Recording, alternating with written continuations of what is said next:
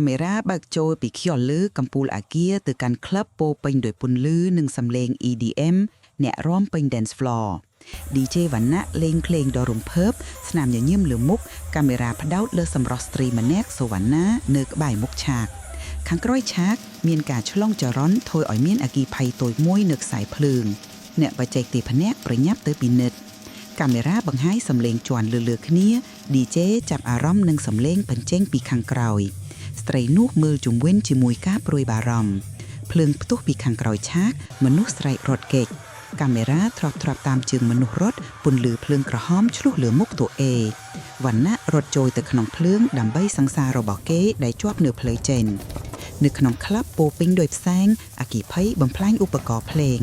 វណ្ណៈបត់ចូលកន្លែងស្ត្រីជាប់ក្នុងអង្គុយសន្លប់